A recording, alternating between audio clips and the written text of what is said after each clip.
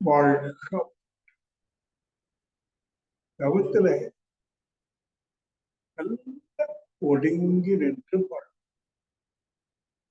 எண்ணங்களிலிருந்து முற்றிலும் விடுபட்டு அந்த உயிரோடு ஒன்றை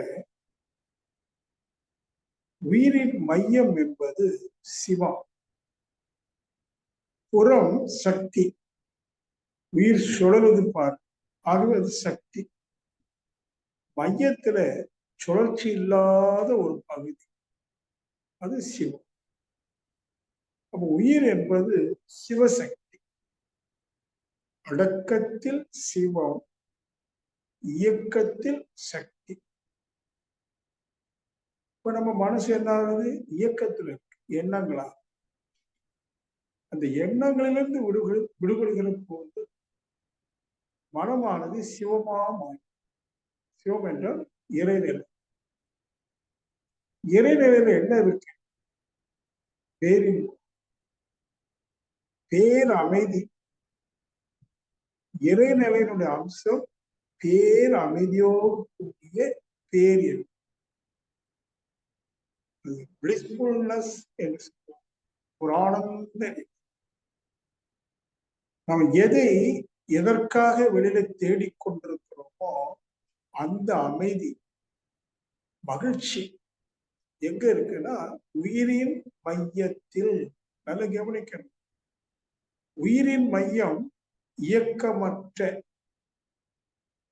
சிவநிலை. என்ன புரிந்து கொள்ளணும்? நமக்கு அமைதியா இருக்கணும், மகிழ்ச்சியா இருக்கணும்னு சொன்னா அந்த உயிர் மையமாகிய சிவநிலையை உணர்ந்து உணர்ந்து பழகிட்டோம்னா பிறகு நம்ம செயல்ல இருக்கிற போது, குடும்பத்துல, தொழில எத்தனையோ செயலை செய்யறோம் பாருங்க. அந்த செயலை செய்யும் போது கூட அமைதியும் மகிழ்ச்சியும் இருக்கும். அப்ப அந்த செயல் எப்படி இருக்கும்? அமைதியோடு மகிழ்ச்சியோடு ஒரு செயலை செய்யணும். வீட்டுல அம்மா சமைக்கிறாங்க, அமைதியா மகிழ்ச்சியா மனசை வச்சு சமைச்சாங்கன்னா அந்த உணவு எப்படி இருக்கும்? இன்னைக்கு மனைவியர் தினம், ஒய்ஃப்ஸ் டே என்று அறிவிச்சிருக்காங்க. இப்போ மனைவி என்பவள் இல்லா, மனைக்கு தலைவி மனைவி, இல்லா வீட்டுக்கு உரியவள். தற்காத்து தற்கொண்டான் வேலி தகைசார்ந்த சொற்காத்து சோர்விலால் பெண். அந்த பெண் மற்றும் தாய் மட்டும், ஒவ்வொரு பெண்ணும் தாய் தானே, இன்னைக்கு நாளைக்கு தாய் தானே. இந்த தாய்மை, அன்பு, அவங்க எப்போவும் அமைதியா மகிழ்ச்சியா நிறைவா இருந்தாங்க. அவங்க செய்யற ஒவ்வொரு செயலும், காலை எழுந்து கோலம் போடுறாங்க வீட்டுக்கு, அந்த கோலம் எப்படி இருக்கும்? அவ்வளவு அழகா இருக்கும், பேசும். அப்புறம் சமையல், எல்லாருக்கும் தேவை உணவு. அந்த உணவு சமைக்கிற ஒரு அற்புதமான ஒரு தெய்வீக வேலை. அன்னம் அன்னலட்சுமி. அந்த மனசு எப்படி இருக்கணும் கொஞ்சம் நினைச்சுப்பாரு. அமைதியா மகிழ்ச்சியா. ஆனா வெளியில இருந்து அமைதி கிடைக்கல, மகிழ்ச்சி கிடைக்கல. ஏன் கணவனிடம் இருந்து கூட அந்த பெண்ணுக்கு கிடைக்கல. எத்தனையோ பொருளை வாங்குறோம், அந்த வாங்கின அன்னைக்கு, உடுத்த அன்னைக்கு ஏதோ ஒரு மனோநிலை, அப்புறம் போயிடுது. அப்போ நீங்க நல்லா புரிந்து கொள்ளணும், நாம் வெளியில் தேடுகிற பொருட்களில் தேடுகிற மனித உறவுகளில் தேடுகிற அந்த இன்பம், அது பேரின்பமா எங்க இருக்குதான்? அகம் பிரம்மாஸ்மி, உயிர் மையத்துல இருக்கு. அதுதான் குண்டலினி தியானத்தை சித்தர்கள் நமக்கு கொடுத்திருக்காங்க. உயிர் மையம்.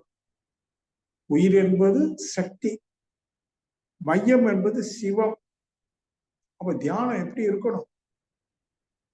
அந்த மாதிரி ஒடுங்கி தியானம் பண்ணணும் அப்படின்னா நேரடியாக சாத்தியம் இல்லை, கடினம். ஏன்னா மனதினுடைய இயல்பு என்ன?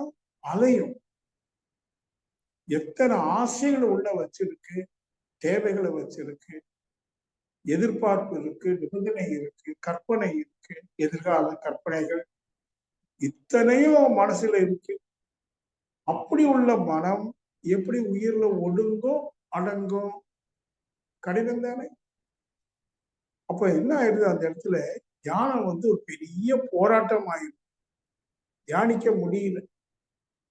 ஆகவே அன்பர்களே, நாம தற்சோதனைன்னு ஒரு பயிற்சியை கொடுத்து சில பல உண்மைகளை புரிந்து மனச பக்குவப்படுத்த ஒரு காலகட்டத்துல மனம் நிற்கணும். உங்களுக்கு தெரியும், ஒரு இறை வாக்கு அசிறுதி, சும்மா இரு சொல்லற, கேள்விப்பட்டிருப்பேன். இது இறை வாக்கு அசிறுதி, சும்மா இரு சொல்லற. அருணகிரிநாதனுக்கு இந்த அசிறுதி கேட்கு. அருணகிரிநாதன் அவருடைய வாழ்க்கையில ஒரு பெரிய காம கொடு. அவனுக்கு தினமும் வேறு வேறு பெண்கள், மனைவியை தீண்டவே இல்லை, அவன் தீண்டவும் விடலை. கடைசி அவனுக்கு கடைசியில குஷ்டம், அந்த அளவுக்கு கெட்டு போயிடுச்சு உடம்பு. அவன் கடைசியில அவமானம் தாங்க முடியாம தற்கொலை செய்து கொள்ளலாம், இனி வாழ்றதுல அர்த்தம் என்னன்னு ஒரு உறுதி எடுத்துட்டு தற்கொலை எண்ணத்திலேயே இருக்கிறான். செத்துறணும். அப்ப அவன் காதுல ஒரு செய்தி வரும், இறை வாக்கு அசிறுதி, சும்மா இரு சொல்லற. சும்மா இரு. அவன் கோயில் வராட்டால உட்கார்ந்து சும்மா இருக்க. சொல்லற, சொல்லுதல் என்றால் இப்ப நான் பேசுறேன்னு அந்த சொல்லல, அகத்துல நாம சும்மா இருக்கும்போது கூட நமக்குள்ளேயே நாம பேசிட்டு இருக்கோம். கவனிச்சிருக்கீங்களா? அதையும் நிறுத்து. சொல்லற, உள்ளுக்கு எதுவும் பேசாது, சும்மா இருந்தான். இருந்து கொண்டே இருந்தான். என்ன அதிசயம்! அவனுடைய உடல் நோயெல்லாம் போகுது. அந்த காம எண்ணங்கள் இருக்கே முற்றிலும் அழியுது. காமம் அழிந்து பக்தியான ஒரு உணர்வு உள்ளது. பக்திக்கு இன்னொரு வார்த்தை காதல். காமம் அல்ல, காதல். இறை மீது காதல் கொண்டு, ஆண்டாள் மாதிரி கிருஷ்ணன் மீது கொண்டாடே, அது போல அருணகிரிநாதன் இறை மீது காதல் கொண்டு சும்மா இருக்கு. சும்மா இருக்கிற போது அற்புதம் நிகழும். உடலால் மட்டுமல்ல, எண்ணங்களிலிருந்து விடுபட்டு எண்ணங்களற்று சொல்லற சும்மா இருக்கின்ற போது ஒரு அற்புதம் நிகழ்வு. என்னன்னு கேட்டீங்க, நம்ம மனசு 100% சும்மா இருக்கிற போது அது என்ன மனசு சொல்றோம்? காலி மனம். மனம் காலி ஆகுது, அது வெளின்னு சொல்றோம். எப்ப காலி ஆகுதோ அது வெளி, ஸ்பேஸ். எங்க வெளி உருவாகுதோ அந்த இடத்துல ஈர்ப்பு சக்தி அதிகரிக்கும். இது இயற்கையில் உள்ள ஒரு விஞ்ஞானம். எங்கு வெற்றிடம் ஏற்படுதோ அந்த வெற்றிடத்தை நோக்கி வெளியே இருக்கிற காற்று, அந்த அழுத்தம் வேகமா வரும். வெற்றிடத்தை நோக்கி வேகம். ஏனென்றால் வெற்றிடத்துக்கு ஈர்ப்பு சக்தி அதிகம். அப்ப அப்படியே சும்மா இருக்கிறோம்னா என்ன அர்த்தம்? மனதில் வெற்றிடம் ஏற்படுகிறது. அப்படி வெற்றிடம் ஏற்படுகிற போது ஈர்ப்பு சக்தி அதிகரித்து இந்த உடலும் உயிரும் பிரபஞ்ச சக்தியை ஈர்க்கும். பிரபஞ்ச சக்தியில் என்ன இருக்கு? அது இறை சக்தி, சுத்த சக்தி, எந்தவித மாசம் இல்லாத தூய இறை சக்தி, பியூர் டிவைன் எனர்ஜி. அது என்ன ஆகுது? உடலும் உயிரும் ஈர்த்து உடல் முழுவதும் பரவும். உடல்ல என்ன இருக்கு? சிற்றறைகள் எல்லாம் கொஞ்சம் சீராக இயங்காம, சீரான இயக்கம் இல்லை, சீர்கேடு, பழுதுன்னு சொல்றோம். உடல்ல நோய் இருக்கா இல்லையா? பலவீனங்கள் இருக்குதா இல்லையா? சோர்வு இருக்குதா இல்லையா? இதெல்லாம் நம்ம தவறா வாழ்ந்து உடலுடைய சிற்றறைகள். உடல்ல நிறைய உள்ளுறுப்புகள் இருக்கு. ஒவ்வொரு உள்ளுறுப்புகளும் சிற்றறைகளால் ஆன. செரிமானத்துக்குரிய வயிற்றுல எத்தனை உள்ளுறுப்பு, கிட்னி உட்பட, இதயம், நுரையீரல், மூளை, உடல் முழுக்க சிற்றறைகளால் ஆனது தானே. அந்த சிற்றறைகள் சீர்கெட்டு இயங்கி கொண்டு, அதான் நோய். ஆனா இப்ப உங்களுக்கு என்ன வந்துருச்சு? சுத்த சக்தி, இறைசக்தி. அது என்ன பண்ணும்? சீராக ஒவ்வொரு சிற்றறைகளையும் இயங்க வைக்கும், ஊக்கம் கொடுக்கும். இயல்பான ஊக்கத்தை அந்த பிரபஞ்ச சக்தி உடலுக்குள்ள நுழைந்து ஒவ்வொரு சிற்றறைகளையும் சீராக இயங்க வைக்கிறதுனால உடல் சுத்தமாகுது, நலம் அடையுது. மூளையின் சிற்றறைகள்ல என்ன ஆகுது? நுழையுது, கருமையத்துல நுழையுது. அதான் உயிர் மையம் நுழைந்து அங்க இருக்கிற பதிவுகள், கருமையத்துல இருக்கிற தீய பதிவுகள், மூளை சிற்றறைகள் இருக்கிற தீய பதிவுகள் எல்லாத்தையும் வெளியேற்றும். கருமையம் கொஞ்சம் கொஞ்சமா தூய்மை அடையும். எப்போ? சும்மா இரு சொல்லற. ஒரு நாளைக்கு இதை பழகணும். அப்பப்போ நான் சொல்லுவேன் அடிக்கடி, அப்பப்போ நினைவு வரும்போதெல்லாம் ஒரு 2-3 நிமிஷம் இருக்கிற இடத்துல அப்படியே இருந்துட்டு கண்ணை மூடி கொஞ்சம் முயன்று, நான் எண்ணங்களிலிருந்து என்னை விடுவித்து நான் சும்மா இருக்கிறேன் என்று தனக்குத்தானே ஒரு கட்டளை இட்டு கொண்டு அப்படி இருக்க முடியும். சுய கட்டளை. எவ்வளவு நேரம் இருக்க முடியுமோ இருப்போம். சரி, எண்ணங்கள் வந்துச்சா கண்ணத்தை, அப்புறம் அப்படி வேலை பார்ப்போம். அப்புறம் ஒரு 2 மணி நேரம் கழிச்சு நினைவு வந்துதான் கண்ணம் இருக்கு. இப்படி எண்ணங்களிலிருந்து விடுபட்டு சொல்லற சும்மா இருந்து பழக நமது உடலிலும் உயிரிலும் பல உன்னத மாற்றங்கள் நிகழும். ஆகையால்தான் மகிழ்ச்சி அந்த பாடல்ல சொல்றாரு, சிந்தையை அடக்கியே சும்மா இருக்கின்ற சீர். சும்மா இருக்கிறது என்ன சொல்றாரு? சீர். சீர் என்றால் மதிப்பு மிக்க, சிறப்பு மிக்க, உன்னத ஒரு நிலை. அது எப்ப கிடைக்குதான்? சிந்தையை அடக்கியே சும்மா இருக்கின்ற சீர் செய்த குருவே அந்த நிலைதனில், எந்த நிலை? சும்மா இருக்கிற நிலைதனில் அறிவு அசைவற்றிருக்க பெரும் ஆனந்தம் பொங்குதங்கே. எங்க ஆனந்தம் பொங்குதான்? அறிவு அசைவற்றிருக்க. Stillness of the mind. அலையில்லாது நிலை கொள்ளுகிற போது, என நிலை என்பது சிவத்தை குறிக்கிற சிவநிலை. இந்த நிலைனா ஸ்டேட் ஒண்ணு, ஸ்டேட் அந்த நிலை. இன்னொன்னு ஸ்டாட்டிக். இந்த நிலை என்ற தமிழ் சொல்லுக்கு 2 ஆங்கிலத்தில் state of mind, static mind. நிலை கவனிக்கணும். மனம் எந்த நிலையில் இருக்கு? அசைவற்ற நிலை. அது பேர் சிவநிலை. அப்போ எண்ணங்களிலிருந்து வாழ்ந்து சிந்தை அடங்கி சும்மா இருந்தால், சும்மா இருந்தால் கிடைப்பது என்ன? ஆனந்தம். எவ்வளவு அலையிறோம் ஆனந்தத்துக்காக. பொருளை தேடுறோம், உறவை தேடுறோம், அதை செய்யறோம், இதை செய்யறோம், அப்படி இப்படி. மை காட், எத்தனை முயற்சி, எத்தனை செயல். எதுக்கு? இந்த மகிழ்ச்சிக்கு, ஆனந்தத்திற்கு. ஆனால் எங்க இருக்கு? எங்க இருக்கு? சிந்தை அடங்கும். சும்மா இருக்கு. அப்ப சும்மா இருந்து பெற வேண்டிய சுகத்தை ஏன் இவ்வளவு கடினப்பட்டு தேடணும்? கொஞ்சம் சிந்தைய உணர்ந்தவர்கள், அந்த அனுபவசாலி சொன்னார், நீ ஒண்ணுமே செய்ய வேண்டும். சாப்பாட்டுக்கு சில அடிப்படை தேவைகளையும் அடிப்படை வசதிகளையும் தக்க வைப்பதற்கு தேடிக்கோ. ஆனா மகிழ்ச்சிக்காக நீ வெளியில ஒன்றும் தேட வேண்டியது. சும்மா இருக்க தெரிஞ்சுக்கிட்டீங்கன்னா சும்மா மனம் அப்படி நிற்கும். எவ்வளவு அருமையான வித்தை பார். அப்படி சார் இருக்க மாட்டேங்குதே. உண்மை. சும்மா இருப்பது கடினம்.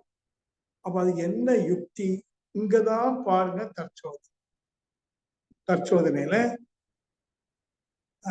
சென்ற வாரம் நான் ஒரு கருத்து சொன்னேன். எதுவும் எனது இல்லை என்கிற புரிதல். ஆனா இதுவரைக்கும் என்ன நடந்தது? ஆசையை பெருக்கிக் கொண்டு, பேராசையை ஆக்கி கொண்டு, பலவற்றை தேடி தேடி பெற்று அதை தக்க வைத்து அது எனதுங்கிற ஒரு கடும் பற்றுல வந்துட்டோம் பாருங்க. ஓ, ஆசை கொள்வது தவறல்ல. ஆசை தானே வாழ்க்கையினுடைய ருசியே. ஆசையில வாழ்க்கையில என்ன இருக்கு? ஒரு வீடு கட்ட வேண்டியதுதான், வீட்டுல எல்லா மின் சாதனங்களும் இருக்க வேண்டியதுதான், ஏதோ ஒரு வேக வாகன வசதி வேணும், தொலை தொடர்பு சாதனம் வேணும், தொலைக்காட்சி வேணும், அதெல்லாம் போய் இருக்கு. ஆசைதான். ஆனா ஆசையை பேராசையாக்குறோம் பாருங்க. ஸ்கூட்டர் வாங்குறதுக்கு தான் பணம் இருக்கு, வாங்கிக்கலாம். கார் வாங்குறது திட்டமிட்டா, யானை அப்படி போடுதுன்னு ஆடு நினைச்சா என்ன ஆகும்னு சொல்லுவாங்க, கிழிச்சிடும். எஸ், அது போல ஆசை தவறல்ல, அது பேராசையாக்கம். எல்லாவற்றையும் எனது என்று பற்று, பொசசிவ்னஸ், அது இது எல்லாம் என்னுடையது, என்னுடையது, நான் யாருக்கும் அந்த அது பேர் கடும் பற்று, எனதுங்கிற கடும் பற்று. இது எல்லாத்துக்கும் இருக்கு. இதுல நீங்க சிந்திச்சு ஆசை கொள்ளுங்க, அனுபவிங்க. தலைக்கு ஆசை கொள்ளுங்க. ஆசையினால பொருளை வாங்குங்க, உறவை வாங்குங்க, அனுபவிங்க, என்ஜாய் பண்ணுங்க. ஆனா பொசஸ் பண்ணாங்க, அனுபவிங்க. எனதுன்னு உரிமை பாருங்க. சென்ற வாரம் அதை பற்றி நான் சொன்னேன். அதை நீங்க செய்து பார்க்க, அது ஒரு அற்புதமான தற்சோதனை பயிற்சி. என்று மனதில பற்று இல்லை, எல்லாம் வச்சிருக்கோம். ஆனா எனதுங்கிற ஒரு பற்று, உரிமை, அதிகாரம் இல்லைன்னு புரியுறீங்க. அன்னைக்கு உங்க மனசை கவனிங்க, ரொம்ப லெகுவாயிடும். கடினமா இருந்த மனம், அந்த பற்றுனால கடினமா இருந்த மனம் லெகுவாயிடும்.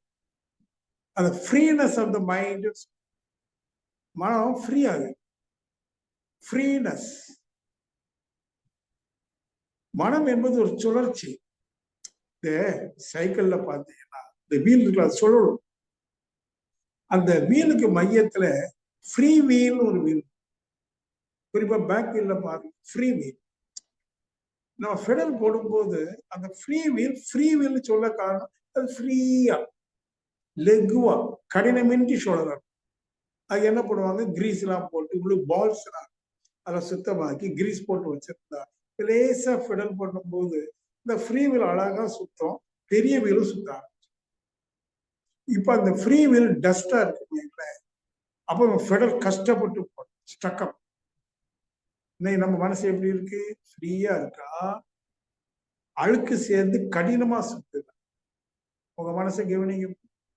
மனதின் சுழற்சி லெகுவா இனிமையா சுத்துதா, பலவிதமான மாசுகளினால ஆசையை பெருக்கி கஷ்டப்பட்டு சுத்துதா? டென்ட் ஆகுது மைண்ட், டென்ஷன், குழப்பம் அடையுது, ஃப்ரஸ்ட்ரேஷன். அப்ப மனசுல இந்த மாதிரி இருக்குமான சோர்வு, இறுக்கம், குழப்பம் இதெல்லாம் இருக்குன்னா அந்த மனம் எப்படி இனிமையா சுத்த முடியும்? மனம் என்பது ஒரு சுழற்சி, அது எப்படி சுத்தணும்? இனிய சுழற்சி, ஹார்மனி. அப்ப அதுக்கு என்ன வேணும்? இந்த கடும் பற்று வேணும். ஆசையை விடணும்னு பெருசா சொல்லல. கடும் பற்று வேற, ஆசை. ஆசையினால்தான் கடும் பற்று வருது. எப்போ ஆசையை பேராசையாக்கி எனது எனது என்று பாவித்து பாவித்து கடுமையான பற்று, இந்த பற்று நாம விட்டால்தான் மனம் ஃப்ரீ ஆகும். மனம் ஃப்ரீ ஆயிடுச்சுன்னு வைக்கல, எப்போ மனம் ஃப்ரீயா வருதோ அப்பவே நம்மளுடைய கட்டுப்பாட்டுக்கு வரும். இப்போ நான் தியானம் பண்ண போறேன், கண்ணை மூடுறேன், என் மனது என் கட்டுப்பாட்டுக்கு வரும். ஏன்னா மனம் ஃப்ரீயா இருக்கா, அங்க ஒண்ணும் பேராசை இல்லை, அழுக்கு இல்லை, அவனை கெடுக்கணும், இவனை கெடுக்கணும், ஏமாத்திரம் ஒண்ணு இல்லை. எனக்கு என்ன இருக்கோ அது போதும், வருது போதும் அப்படிங்கிற ஒரு ஃப்ரீனஸ் ஆஃப் த மைண்ட், மனதினுடைய ஃப்ரீனஸ், சுதந்திரத்தன்மை. ஒரு சுதந்திரம் வந்துருச்சா? இப்ப அடிமை இல்லை. ஏன்? நான் எதையும் எனதுன்னு பற்று வைக்கல. ஆகவே எனக்கு அடிமைத்தனம் இல்லை, சுதந்திரத்தனம், ஃப்ரீனஸ். இப்ப நான் கண்ணம் தவம் அப்படின்னு ஒரு கட்டளை. அந்த ஃப்ரீ மைண்ட் இருக்கு பாருங்க, அது அப்படியே நின்றும். இயக்கம் இல்லை, அடக்கம். அடங்கும் போது அது மனம் அல்ல, இறைவன். அடக்கம் அமரருள் உயிக்கும். இப்ப மனம் அடங்குது எதுல? இறைநிலையில். இறைநிலையில் அடங்கினால் அருள், ஆனந்தம், அன்பு வெளிப்படும், வாழ்க்கை சிறப்படையும். ஆகையினால இந்த கடும்பற்று, எனதுங்கிற கடும்பற்று விட்டுப்படும். இது நீங்க புரிஞ்சுக்கினா போதும். நீங்க அது என்னெல்லாம் பற்றி வச்சிருந்தா அது கையை விட்டு போயிடும், எதுவும் நினைக்காது. இந்த இயற்கையில் நமக்கு இருக்கிற பொருட்கள் இருக்குல்ல, எதுவும் நினைக்காது. வரும் போகும், போகும் வரும், வரும் போகும். அது போக்கு, புறம்போக்கு.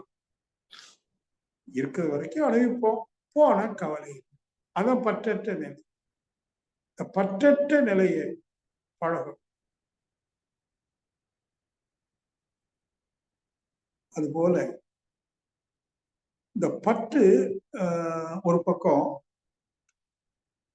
பற்று கூட கூட எதிர்பார்ப்பு கூடும், நிபந்தனை கூடும். கூடும்போது என்ன ஆகுது? சில விஷயங்களை எதிர்பார்த்தது வீட்டுக்காரிட்டு இருந்து வந்தியா, அல்ல பையன் இருந்து வரலையா, பத்தியாட்டு இருந்து வரலையா, அந்த மனசு என்ன ஆகும்? ஏமாற்றம் அடையும், குற்றம் சொல்லும். ஒன்னாலதான் அப்படி ஆகி போச்சுன்னு குற்றம் சொல்லும். ஏன்னா இவன் ஒரு எதிர்பார்ப்புல இருக்குன்னா நடக்கல, அந்த பழியை யார் மீதாவது போடணும், பிரத்தியார் மீது போடும், எல்லாம் ஒன்னாலேன்னு குற்றம் சொல்லும். குற்றம் பார்க்காதே, குற்றம் பார்த்தால் சுற்றம் இல்லை. சார் குற்றம்னா அங்க இருக்கிறதுல செய்யுது, அது குற்றம் அல்ல, குறை. நீங்க என்ன புரிந்து கொள்ளணும்? குறை இருக்கு, ஆனா அது குற்றமாக்காது. அது குறைவா இருக்குது, அது பொறுப்பல்ல. பையன், 2 பையன் இருக்கிறான் வீட்டுல, ஒரு பையன் அறிவா சரியா படிக்கல, அது குற்றவாக்க வேண்டும், அது அவனோட குறைதான். ஆனா அந்த குறைக்கு யார் காரணம்? அவன் காரணமா? ஒரு பையன் குட்டையா இருக்கான், ஒரு பையன் நெட்டையா இருக்கான். குட்டையா இருப்பது அவனா காரணம்? கரு அமைப்பு நீங்களும் காரணம் இல்லை, யாருமே காரணம் இல்லை. அது இயற்கை. ஒன்னு கட்டையா இன்னொன்னு நெட்டையா இருப்பது இயற்கை. பகல் இரவு போல, அது இயற்கை. அது அப்படித்தான். ஆனா அது அப்படித்தான் சொல்லும்போது கூட இன்னொரு உண்மை என்ன தெரியுங்களா? எதையெல்லாம் குறையா பாக்குறீங்களோ இயற்கையின் அடிப்படை நியதியில அது நிறைவை நோக்கி பயணித்துக் கொண்டிருக்கிறது. அடிக்கடி நதி ஓடுது, கடலை போய் அடையுது, நிறைவை நோக்கி, முழுமையை நோக்கி பயணித்துக் கொண்டிருக்கிறது நதி. அதுபோல மனிதனுடைய மனம், அறிவு பயணிக்கிறது முழுமையை நோக்கி. இன்னும் அந்த முழுமையை அடையல. முழுமையை அடையாத காரணத்தினால் அது குறைதான், ஆனா குற்றம் இல்லை. So nothing is wrong. That is my concept. எதுவும் தவறல்ல, குற்றம் அல்ல. இன்னையிலிருந்து உங்க வீட்டு வாழ்க்கை துணையிடமோ, குழந்தையிடமோ, பெற்றோரிடமோ, நண்பர்களிடமோ குற்றம் பார்க்காது, குற்றம் சொல்லாதீங்க, குறைய பார்க்கிறீங்க. அது குறை என்பதனால முடிந்தால் உங்களால் அவர்களுக்கு ஒத்தாசையோடு அவங்க குறைய போக்குவதற்கு உதவி செய்யும். நோ கமெண்ட், குற்றம் சொல்லணும். So nothing is wrong. எதுவும் எனதில்லைன்னு சொன்னீங்க போன வாரம். Nothing is mine, nothing is mine, but nothing is wrong. Nothing is in my hand. எதுவும் என் கைவசம் இல்லை, கையறு நிலை. எல்லாம் இயற்கையா நடக்குது, இயற்கையா தோன்றி இருக்கு, இயற்கையா இயங்குது, விளைவு தருது. அங்க நான் யாரு? என்னால அதிகபட்சம் விதைக்க முடியும், அதை மரமா ஆக்க முடியாத. அது என் கையில் இருக்கு. அது இயற்கை, இறைவன். என்னால் செய்ய முடியும். ஆனா நான் எதிர்பார்க்கிற விளைவை உருவாக்க முடியுமா? இல்ல. That is up to God. ஆகவே எதுவும் என் கையில இல்லை அப்படிங்கும் போது நம்ம செயல்ல 100% செயலை தேவையில்லைன்னு சொல்லி நிறுத்திடலாம். என் வாழ்க்கை அனுபவத்துல, நீண்ட கால வாழ்க்கை அனுபவம், பலவிதமான தொழில், சமுதாயத்துல எனக்கு இருக்கிற தொடர்பு, குருவை கண்ட பிறகு ஏற்பட்ட நீண்ட கால தொடர்பு, எல்லாம் நான் பார்க்கிற போது நாம செய்யற செயல்கள் 190 செயல் வீணான செயல். எதை வீண்கிறோம்? அந்த செயலாக வரக்கூடிய விளைவு நமக்கு எந்த விதத்திலையும் பயனுடையதாக இருக்கு. பயனில பாராட்டுபவனை வள்ளுவர் சொல்றார். மக்கள் என, மக்கள் பதடி என, பயனில பாராட்டுபவன். பயனில்லாத பேச்சு, பயனில்லாத செயல் எல்லாம் வீண். நல்லா சிந்திச்சு பார்த்தீங்கன்னா 190 செயல்கள் கற்பனை, வீண். ஒரு 5 10 தான் உருப்படியா கண்டுபிடிக்கணும்.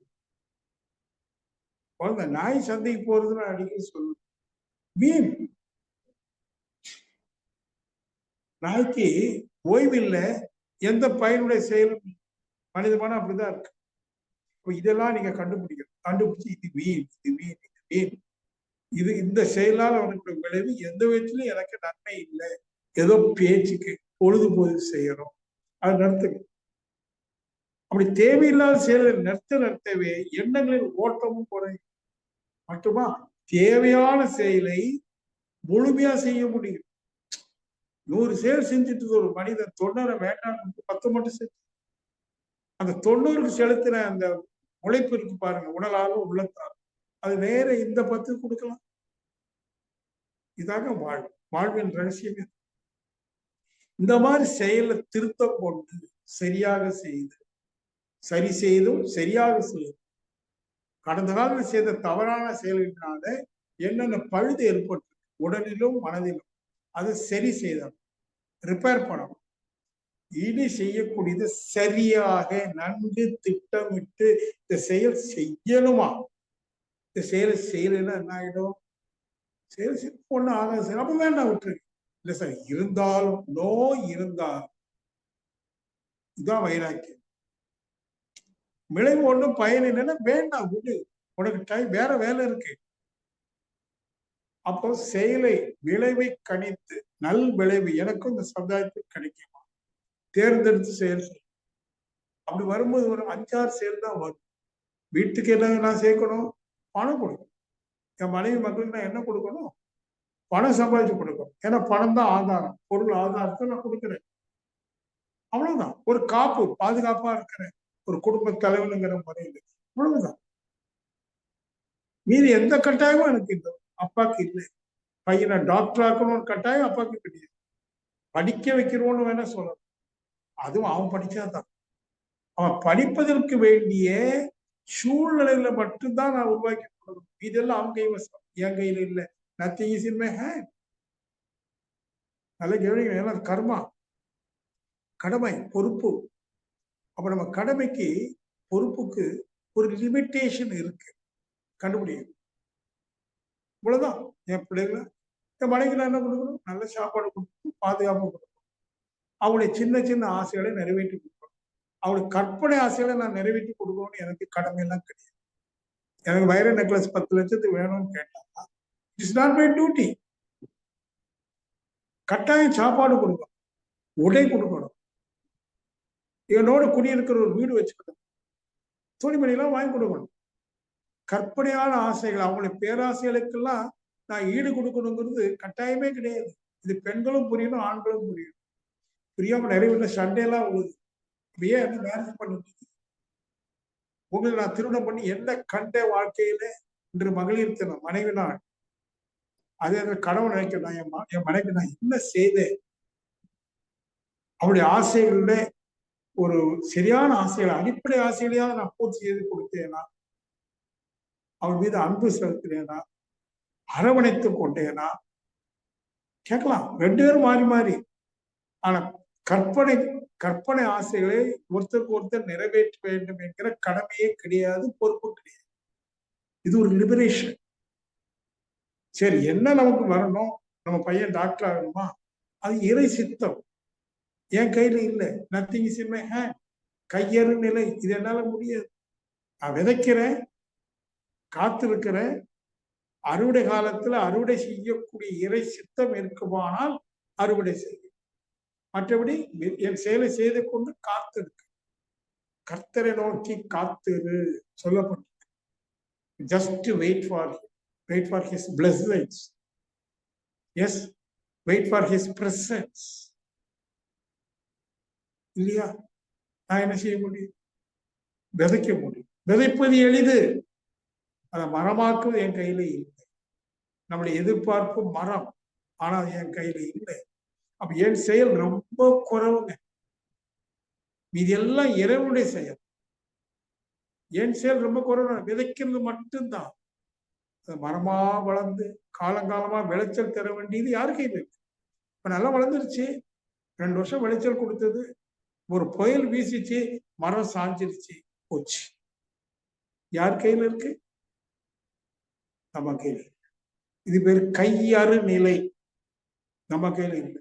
இந்த 3 மந்திரங்களை நீங்க மனசுல பதிய வைக்க. எதுவும் எனது இல்லை, எதுவும் குற்றம் இல்லை, எதுவும் என் கைவசம். இந்த 3 மந்திர சொல் நீ எழுதி வைத்துக்கணும். வச்சுட்டு இதுக்கு மதிப்பு கொடுத்து வாழ்ந்தீங்கன்னா நிச்சயமா நான் உங்களுக்கு கேரண்டி கொடுப்பேன். நீங்க தவத்துல ஒரு 2-3 நிமிடத்துக்குள்ள எண்ணங்களிலிருந்து முற்றிலும் விடுபட்டு சொல்லற சும்மா இருக்கின்ற வல்லமை பெற்று அப்படி இருக்கும்போது அந்த இறைநிலை உணரும். எப்படி? ஆனந்தம். ஒன்னும் செய்யல, சிந்திக்க கூட இல்லை, டோட்டல் சைலன்ஸ். உங்களுக்கு அகம் ஆழ் அமைதியில் அனுபவிச்சு சொல்றேன். ஆமா, நேற்று அவ்வளவு தூரம் கார்ல கோயம்புத்தூருக்கு நாகர்கோயிலுக்கு பயணம். நைட்டு 10 மணிக்கு வீடு. வழியில உணவு, மாலையில நான் உணவுல கட்டுப்பாடு எனக்கு கிடைக்கல. ஏதோ ஃப்ரைட் ரைஸ்ன்னு வாங்கி கொடுத்தாங்க. இன்னைக்கு காலையில மலம் போகல, நான் இது வரைக்கும் போகல. ஆகவே காலையில டிஃபன் சாப்பிடல. கருப்பு கட்டி காஃபி வரும், அவ்வளவுதான். இதுவரையும் அவ்வளவுதான் பிடிச்சிருக்கு. ஏன்னா மோஷன் போகல. ஆனா அதே நேரத்துல ஒரு 7 மணிக்கு அப்படியே உட்காந்து மலம் வயிற்றுல இருந்தா கொஞ்சம் சிரமமா இருக்கு தானே. இந்த சிரமம்லாம் மறந்து கிட்டத்தட்ட 40-45 நிமிஷம் என்ன உணர்வோட இருக்க முடிஞ்சது. அப்போ உடல் உணர்வே இல்லை. வயிற்றுல மலம் இருக்காது, மனசுல மலம் இல்லை. மனசுல மலம் இல்லையா? இத்தனைக்கும் நான் பாருங்க, ஒரு வாரம் டிராவல். காங்கேயம், திருப்பூர், கோயம்புத்தூர், கிராமத்துல போய் பணி, கடையில போய் பொருட்கள் செலக்ட் பண்றது, டைல்ஸ் வாங்கணும், க்ளோசெட் வாங்கணும், பைப்பு வாங்கணும், கூட நான் அலைஞ்சினேன். மற்ற அன்பரோடு போயிட்டு செலக்ட் பண்றது. ஒருத்தர் அது நல்லா இருக்குங்கிறா, இன்னொருத்தர் இது நல்லா இருக்குங்கிறார். ஐயா நீங்க எதைங்க சொல்றீங்க? 2 பேரும் சொல்ல, நான் எதைங்க சொல்றேன்? என் கடைக்கு எல்லாமே நல்லா இருக்கு, எல்லா கலரும் ஒரே கலர் தான். எதுக்கு சொல்றேன்? அந்த மாதிரி வேகமா ஒரு வாரம் இருந்துட்டு காலையில மலமும் போகலையா, எப்படி இருக்கும்? ஒண்ணு இல்லை, ஒண்ணு இல்லை. அதுக்கு அர்த்தம் என்னது? ஒண்ணு இல்லை, அவ்வளவுதான். கண்ண மூட சோமா. மனசுல மலம் இல்லை, கற்பனை இல்லை. ஆகவே அன்பு நண்பர்களே, இந்த 3 சொல், எதுவும் எனது இல்லை, எல்லாம் இறைவனது. இறைவன் நான் மகிழ்ச்சியா இருக்கிறதுக்கு, அனுபவிச்சு வாழ்றதுக்கு எனக்கு நிறைய கொடுத்திருக்கான். மனைவி கொடுத்திருக்கான், குழந்தைகள், வீடு, வேக வாகன வசதி எல்லாம் கொடுத்திருக்கான். நான் மனசுல என்ன வச்சு விடுவேன்? இது எதுவுமே எனது அல்ல, இறைவனது. நான் மகிழ்ச்சியா இருக்கணும்னு என் தந்தை பரமபிதா இறைவன் சிவன் எனக்கு எல்லாம் கொடுத்தான். ஆனா அவனுக்கு அவன் எடுக்கும்போது எடுத்துருவான், என்னையும் எடுத்துருவான், அந்த உணவு எடுத்து அன்னைக்கு இதெல்லாம் யாரும் இல்லை. இப்படி ஒரு புரிதல உறுதியா புரியும். புரிஞ்சா போதுமா கையாளணும். ஏதோ ஒண்ணு இழக்கிறோமா அழக்கூடாது. கொடுத்தவனே பறித்து கொண்டான் நீ மானை கண்ணை கொடுத்தவனே பறித்து கொண்டாடின்னு பழைய பாட்டு. இந்த உடலை கொடுத்தவன் எவனோ அவன் எடுத்துக்கிட்டான், அவனுக்கு உரிமை இருக்கு, எனக்கு என்ன உரிமை இருக்கு? நல்ல பாடல் இல்லை? கொடுத்தவனே பறித்து கொண்டாடி கண்ணை கொடுத்தவனே பறித்து கொண்டாடி. அந்த படம் பாத்துறீங்களா? பழைய படம், சிவாஜி படம். அந்த பாடல் பாடும்போது அப்படி அழுக கொட்டும். இன்னும் எனக்கு நான் சின்ன வயசுல பார்த்த படம், 60-65 வருஷத்துக்கு முன்னாடி இருந்த படம். ஆனா பாடல் வரி இன்னும் அப்படி இருக்கு. அவன் இந்த இறைவன் எனக்கு என்னெல்லாம் கொடுத்தானோ அதெல்லாம் எடுத்துக்கொள்ளக்கூடிய உரிமை அவனுக்கு இருக்கு. எப்ப வேணாலும் எடுத்து எனக்கு உடலை கொடுத்தா உயிரை கொடுத்தா எடுத்துக்குவான். I have no right to claim. இரண்டு போய் எடுக்காதெல்லாம் சொல்ல முடியாது. எடுக்க வந்தாலும் எடுத்துக்கோ, எஸ் ஐ ஆம் ரெடி. அப்படி ஒரு ரெடினஸ் நீங்க உருவாக்கு. அதான் தற்சோதனை. அவர் எதுவும் குற்றம் இல்லை, குறைபாடு இருக்கு, ஆனா அதை நிறைவு நோக்கி பயணித்துக் கொண்டிருக்கிறார். ஆனா நான் என்ன செய்ய முடியும்? நான் ஒண்ணும் செய்ய முடியாது. கையேறு நிலை. இந்த மூன்றையும் தினசரி கண்ணை மூடி மந்திரமா சொல்லணும் தான். வேற வழி இல்லை.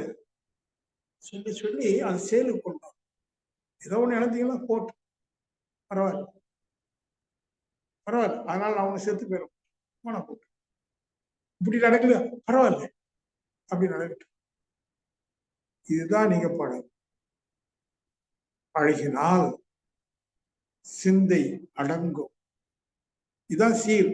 மகரிஷிக்கு சொல்லி கொடுத்த சீர். இந்த சிந்தையை எப்படி அடக்க முடியாது? அடக்க நினைத்தால் அலையும், அறிய நினைந்தால் அடக்கும். என்ன அறிகிறோம்? இது எதுவுமே எனக்கு இல்லை.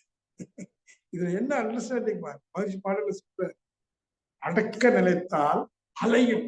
உன் மனசினை அடக்கலாம் முடியாது. ஆனா அந்த மனசை அறிய நினைந்தால் அடங்கும். அடங்குனா தானா அடங்கும். என்னவா? சிவம். அடங்கினா சிவம், சிவானந்தம். இப்ப எப்படி அறிய நினைக்குது? எதுவுமே எனக்கு இல்லை.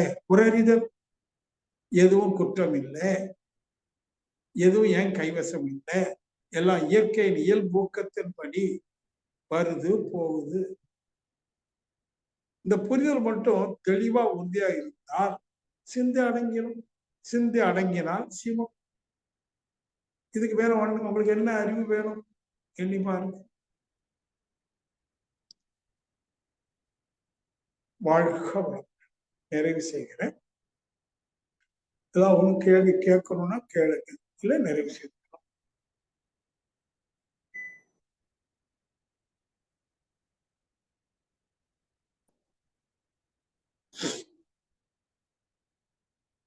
வாழ்க வளம்.